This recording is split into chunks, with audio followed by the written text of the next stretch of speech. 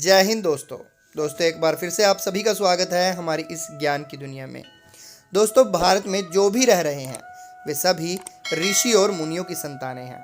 चाहे वह सूर्यवंशी हो, असुरवंशी हो, चंद्रवंशी हो या अन्य किसी भी कुल से हो।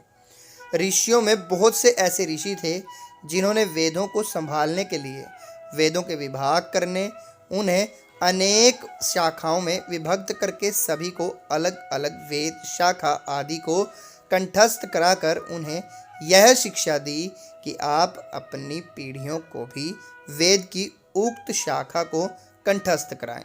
इस तरह ब्राह्मण कुल के अलग अलग समाज का निर्माण होता गया। वर्तमान में यदि कोई जानकार अपना परिचय देगा तो अपना गोत्र, प्रवर, वेद शाखा, शर्म, देवता, आबंटक आदि को बताना होगा। अब हम जानते हैं कि यह सब क्या होते हैं। सबसे पहले बात करेंगे गोत्र की।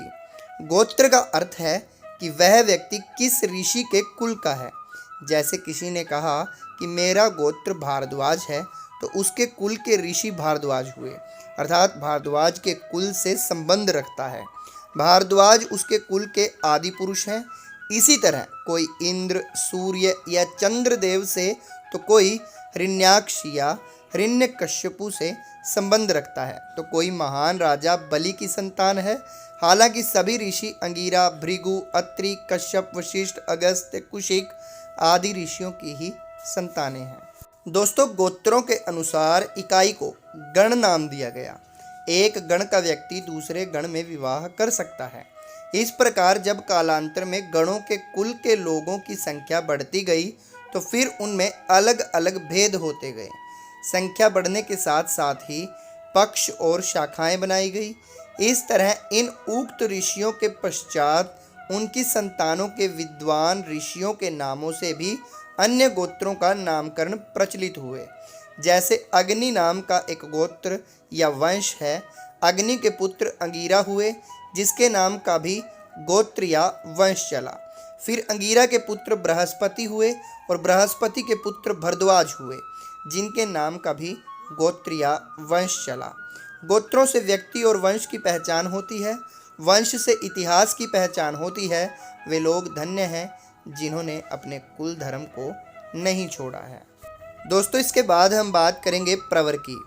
प्रवर का वैसे तो अर्थ होता है श्रेष्ठ। गोत्रकारों के पूर्वजों एवं महान ऋषियों को प्रवर कहते हैं। जैसे भारद्वाज ऋषि के वंश में अपने कर्मों द्वारा कोई व्यक्ति ऋषि होकर महान हो गया है तो उसके नाम से आगे वंश चलता है। यह मील के पत्थर जैसा है। मूल ऋषि के कुल में 3, 5 या 7 आदि महान ऋषि हो चले हैं। मूल ऋषि के गोत्र के बाद जिस ऋषि का नाम आता है उसे प्रवर कहते हैं। तीसरे नंबर पर आता है वेद। वेदों की रचनाएं ऋषियों के अंतःकरण से प्रकट हुई थी। उस काल में शिलाओं के अलावा लिखने का और कोई साधन नहीं था। ऐसे में उन्हीं ऋचाओं की रक्षा और संरक्षण हेतु एक परंपरा का प्रचलन हुआ। वह यह है कि उसे सुनकर ही दूसरे को याद कराया जाए और इस तरह वह कंठस्थ कर ली जाए। क्योंकि चारों वेद कोई एक ऋषि याद नहीं रख सकता था, इसलिए गोत्रकारों ने ऋषियों के जिस भाग का अध्ययन, अध्यापन, प्रचार, प्रसार आदि किया, उसकी रक्षा का भार उसकी संतान पर पड़ता गया। इससे उसके पूर्व पुरुष जिस वेद के ज्ञाता थे तदनुसार वेदाभ्यासी कहलाते हैं। चौथे नंबर पर आता है शाखा। मान लो किसी एक ऋषि की कुल संतान को एक ऋग्वेद के ही संरक्षण का कार्य सौंप दिया गया हो तो फिर यह भी समस्या थी कि इतने हजारों मंत्रों को कोई एक ही याद करके कैसे रखे और कैसे वह अपनी अलग अलग पीढ़ी को हस्तांतरित करे। ऐसे में वेदों की शाखाओं का निर्माण हुआ। ऋषियों ने प्रत्येक एक गोत्र के लिए एक वेद के अध्ययन की परंपरा डाली थी।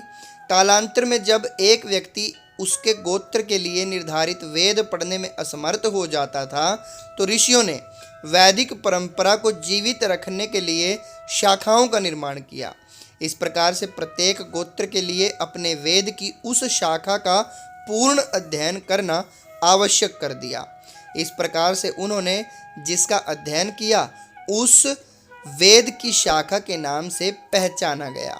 मतलब यह है कि उदाहरणार्थ किसी का गोत्र अंगीरा, प्रवर भारद्वाज और वेद ऋग्वेद एवं ऋग्वेद की 5 शाखाओं में से उसकी शाखा शाकल्प है। इसी तरह सूत्र होता है। व्यक्ति जब शाखा के अध्ययन में भी असमर्थ हो गया, तब उस गोत्र के प्रवर्ती ऋषियों ने उन शाखाओं को सूत्र रूप में बांट दिया। दोस्तों, इसके बाद होता है देवता। प्रत्येक वेद या शाखा का पठन पाठन करने वाले किसी विशेष देव की आराधना करते हैं। वही उनका कुलदेवता या उनके आराध्य देव हैं। इसी प्रकार कुलदेवी होती है। इसका ज्ञान अगली पीढ़ी को दिया जाता है। इसके अलावा दिशा, द्वार, शिखा, पाद आदि भेद भी होते हैं। उक्त अंतिम भेद से यह पता लगाया जा सकता है कि वह व्यक्ति किस कुल का है, कौन से वेद की कौन सी शाखा के कौन से सूत्र और कौन से सूत्र के कौन से देव के ज्ञान को संरक्षित करने वाला है। वर्तमान में यह ज्ञान या यह जानकारी बहुत कम ब्राह्मणों को ही रह गई है। तो अन्य समाज के बारे में सोचा नहीं जा सकता कि उन्होंने अपने कुल खानदान का क्या क्या खो दिया है।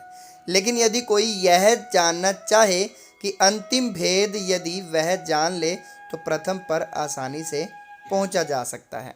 तो दोस्तों, ये था हमारा आज का वीडियो, जिसमें हमने आपको बहुत ही मूल्यवान जानकारी दी आपके गोत्र, प्रवर आदि के बारे में। अगर आपको वीडियो पसंद आया हो तो वीडियो को लाइक करें, शेयर करें और हमारे चैनल को भी ज़रूर सब्सक्राइब कर लें। जल्दी ही मिलेंगे आपको फिर से एक और नए वीडियो के साथ। तब तक के लिए जय हिंद, जय भारत।